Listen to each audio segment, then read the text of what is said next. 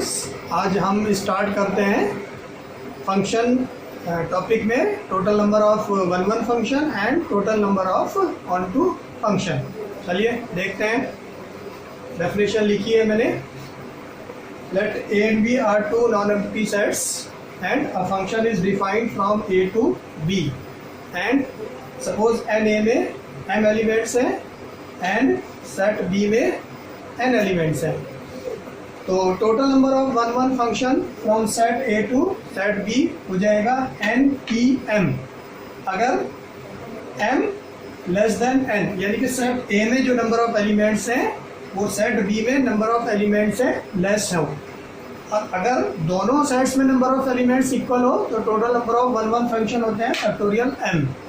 और अगर set A में number of element set B के नंबर ऑफ एलिमेंट से ज़्यादा हो जाए तो वन वन फंक्शन नहीं बनता है। एक एग्जांपल से हम इसको समझते हैं। एक सेट लेते हैं, set A is equal to, इसमें टू एलिमेंट्स हैं 1 and 2 एंड एक सेट बी लेते हैं, इसमें 1 2 3 4 एलिमेंट्स हैं एंड a function डिफाइंड है a टू b। अब फंक्शन a से b में अगर डिफाइंड है तो इसमें total number of one one function कितने बनेंगे ये देखते हैं हम। अकॉर्डिंग टू फॉर्मूला NPM अगर मैं लिखूं तो total number of one one function हो जाएगा 4p2। सेट बी में नंबर ऑफ एलिमेंट्स 4 हैं, सेट ए में नंबर ऑफ एलिमेंट्स 2 हैं। तो 4p2 m less than n, set ए के एलिमेंट कम होने चाहिए सेट बी के एलिमेंट से।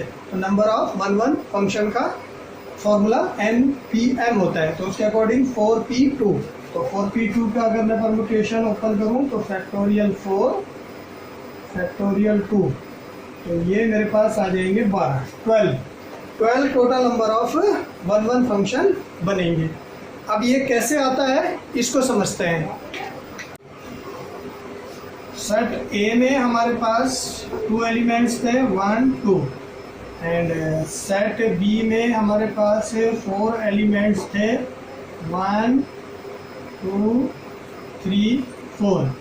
बेसिकली जो ये फॉर्मूला डेवलप होता है NPM का, ये परमुटेशन से होता है। इसको हम अरेंज करते हैं। 1 कितने सेट बी के कितने एलिमेंट्स अरेंज हो जाएगा 4 तरीके से। 1 भी रिलेट हो सकता है, 1 2 भी, 1 3 भी, 1 4 भी, तो ये आ जाएगा 4। अब 1 किसी एक से सपोज हो जाता है तो इसमें बाकी कितने एलिमेंट्स बचते हैं 3। तो 2 एलिमेंट कितने से रिलेट हो सकता है 3 से, तो दिस इज इक्वल टू 12। तो टोटल वन वन फंक्शन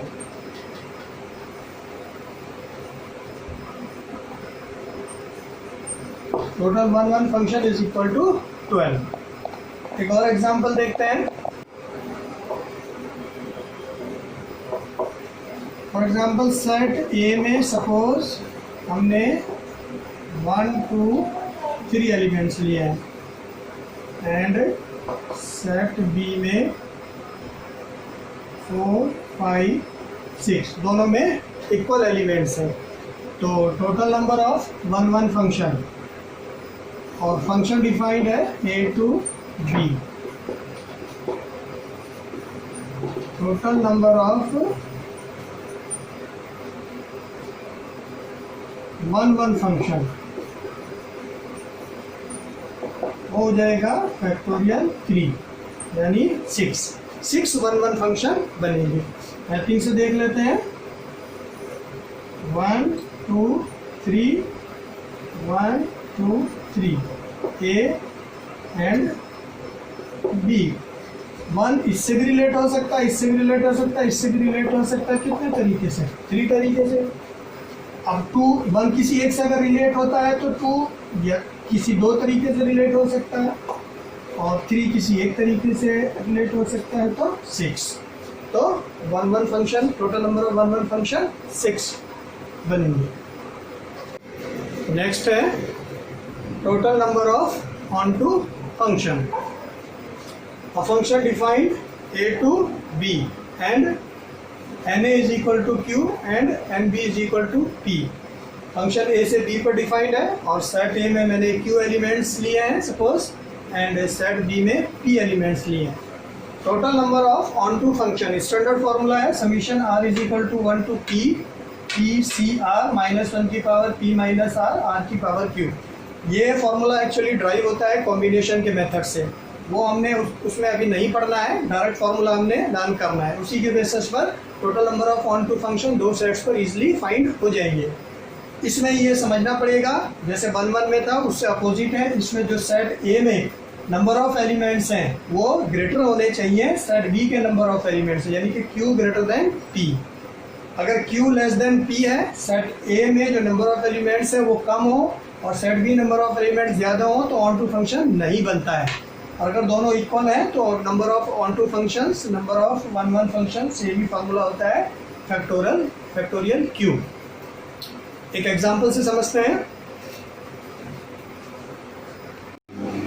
एक सेट लिया है जिसमें 4 एलिमेंट्स हैं 1 2 3 4, एंड एक अनदर सेट है B, इसमें 2 एलिमेंट्स हैं 1 2, एंड फंक्शन डिफाइंड है A टू B में। तो हमने इसमें फाइंड करने हैं total number of onto function. Onto function का स्टैंडर्ड फार्मूला मैंने आपको बताया था, उसी फार्मूले के अकॉर्डिंग मैं आपको समझा रहा हूँ कि total number of onto function कितने होंगे इन दो सेट्स में। यहाँ पर हमारे पास सेट ए में नंबर टोटल एलिमेंट 4 है, सेट बी में 2 है, तो मैंने Q को 4 ले लिया, P को 2, जनरल फार्मूले में मैंने P और Q लिया था, उसी के अकॉर्डिंग Q की वैल्यू 4 ले ली, P की वैल्यू 2 ले ली। तो total number of function summation R is equal to 1 to 2, R is equal to 1 to P था, P की वैल्यू 2, PCR 2CR माइनस 1 की power P minus R 2 minus R, and R की power Q R की power 4, P and Q की value put कर दी अपने फॉर्मूले में। अब हम समीशन को खोलते हैं। समीशन यहाँ पर आप देख सकते हैं लोअर लिमिट 1 अपर लिमिट 2, यानी कि R की वैल्यू 1 से लेकर के 2 तक है, तो 2 ही केसेस बनेंगे। तो सबसे पहले हमने R को 1 पुट किया, अब समीशन हम ओपन कर रहे हैं तो ये समीशन हट जाएगा, R की वैल्यू 1 पुट हो जाएगी 2C1 माइनस 1 की पावर 2 माइनस 1 एंड 1 की पावर 4, प्लस नेक्स्ट R की वैल्यू 2 पुट करेंगे 2C2 माइनस 1 की पावर 2 माइनस 2 एंड 2 की पावर 4, 2C1 2 माइनस 1 की पावर 1 माइनस 1 1 की पावर 4 1, माइनस 2 वैल्यू आ गई, इस केस में वैल्यू 16 आ गई, minus 2 plus 16 this is equal to 40। तो इसमें total number of onto function बनेंगे 40। तो किस सेट्स में कितने भी नंबर ऑफ एलिमेंट्स हो, दूसरे सेट्स में कितने भी नंबर ऑफ एलिमेंट्स हो, इस फॉर्मूले से डायरेक्ट आप फाइंड कर सकते हैं total number of onto function. 2 point और देख सकते हैं आप, total number of many one function. अगर हमने मैनी वन फंक्शन निकालने हैं टोटल, तो जो टोटल नंबर ऑफ फंक्शन मैंने आपको बताए थे लास्ट टू लास्ट वीडियो में, total number of function minus total number of 1 1 function. Total number of function में से total number of 1 1 function minus कर दें, total number of many one function आ जाते हैं, क्योंकि जो फंक्शन 1 1 नहीं होते वो मैनी वन फंक्शन होते हैं। नेक्स्ट में total number of into function अगर हमने निकालना है तो total number of function minus total number of onto function. Total number function में से ऑन टू फंक्शन माइनस कर दें into function, total number of into function निकल जाते हैं, क्योंकि जो फंक्शन ऑन टू नहीं होते वो फंक्शन इनटू फंक्शन होते हैं।